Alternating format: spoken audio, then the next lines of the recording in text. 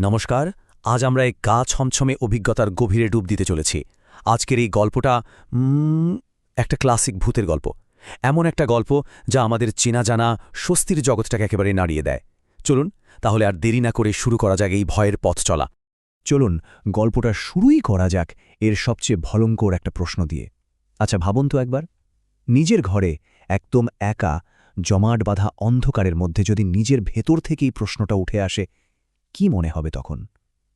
প্রশ্নটা থাক, একটু ভাবা যাক এটা নিয়ে। একা থাকার যে নিস্তব্ধতা, সেটারও কিন্তু একটা আলাদা আমেজ আছে, তাই না?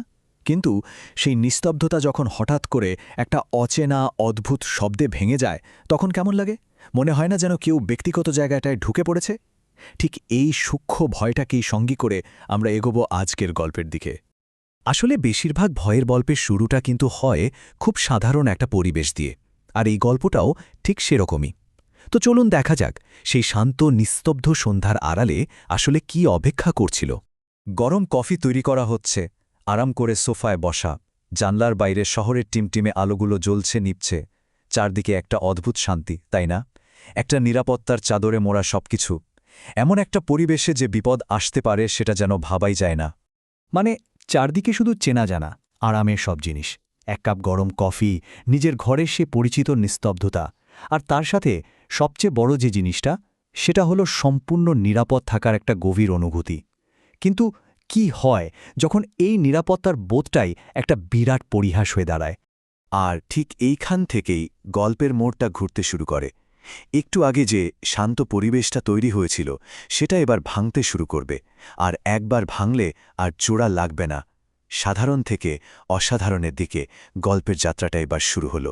একবার ভাবুন, ঘরের সব দরজা জানলা বন্ধ, অথচ হঠাৎ করে ঘরের তাপমাত্রা যেন কয়েক ডিগ্রি নেমে গেল। এটা কিন্তু শীতের ঠান্ডা নয়, এটা হলো সেই হাড় হিম করা ভয়ের ঠান্ডা। একটা অদ্ভুত শীতল স্রোত যা জানান দিয়ে যায় যে এই ঘরে কেউ আর একা নেই। গল্পের নায়কের সাথে ঠিক এটাই ঘটছিল। পরিস্থিতি হাতের বাইরে যেতে কিন্তু খুব বেশি সময় লাগল না, মাত্র কয়েকটা মিনিটের ব্যাপার। একটা অদ্ভুত শব্দ দিয়ে শুরু, তারপরেই লাইটগুলো কাঁপতে শুরু করল, নিপছে, জ্বলছে। ফোনটা তুলে দেখা গেল সেটাও ডেড। আর তারপর সব শেষ, নিকষ কালো অন্ধকার, বাইরে পৃথিবীর সাথে সমস্ত যোগাযোগ বন্ধ। কি এক ভয়ঙ্কর অসহায় অবস্থা! আর ঠিক এই প্রশ্নটাই তখন গল্পের নায়কের মাথায় ঘুরপাক খাচ্ছে। যখন চারপাশের সব নিরাপত্তার দেয়াল ভেঙে পড়ে, তখন অন্ধকারটা আর খালি থাকে না, তাই না? তখন মনে হয় ওই অন্ধকারের মধ্যে অন্য কিছুর অস্তিত্ব আছে, কিছু একটা যেটা চুপচাপ অপেক্ষা করছে। তো এবার আমরা চলে এসেছি গল্পের সেই ক্লাইম্যাক্সে, সেই চূড়ান্ত মুহূর্তে। এতদিন শুধু অনুভূতি ছিল, শব্দ ছিল। এবার পালা সরাসরি মুখোমুখি হওয়ার। যা শুধু আঁচ করা যাচ্ছিল, সেটা এবার চোখের সামনে আসতে চলেছে। প্রেতাত্মা, বা ইংরেজিতে যাকে বলে অ্যাপারিশন। এই শব্দটা শুনলেই কিন্তু ভয়ের একটা চেহারা তৈরি হয়, তাই না? একটা নাম পাওয়া যায়, কিন্তু তাতে ভয়টা মোটেই কমে না, বরং আরও বেড়ে যায়। কারণ তখন পরিষ্কার হয়ে যায় যে যা ঘটছে সেটা কোনো মনের ভুল নয়, এটা সত্যি। ভাবুন একবার দৃশ্যটা। একদিকে গল্পের নায়ক ভয়ে একেবারে পাথর হয়ে গেছে, নিঃশ্বাসটাও যেন আটকে গেছে গলায়, আর অন্যদিকে অন্ধকারের ভেতর থেকে ফুটে উঠছে একটা ছায়ামূর্তি। মুখটা একটা ছোট বাচ্চার মতো, কিন্তু তার ঠোঁটের কোণে লেপ্টে আছে একটা অদ্ভুত গা শিরশির করা হাসি। শুধু এই একটা লাইনই যথেষ্ট, তার হাসতে দেখি। মানে ওই মূর্তিটা শুধু ওখানে দাঁড়িয়ে ছিল না, ওটা হাসছিল।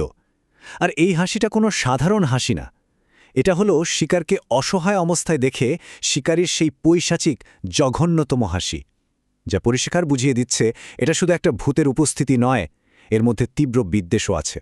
সেই ভয়ঙ্কর মুহূর্তটা হয়তো শেষ, কিন্তু তার রেশ, সেই প্রভাবটা কিন্তু রয়ে যায়।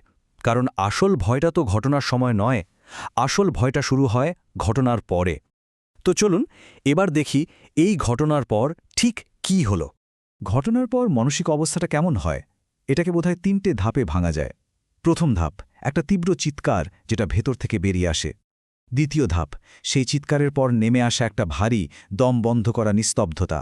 আর সবশেষে তৃতীয় ধাপে থেকে যায় শুধু একটা প্রশ্ন, যে আমি যা দেখলাম সেটা কি সত্যি ছিল, নাকি এই ভয়টা আমার সাথে সারা যখন থেকে যাবে।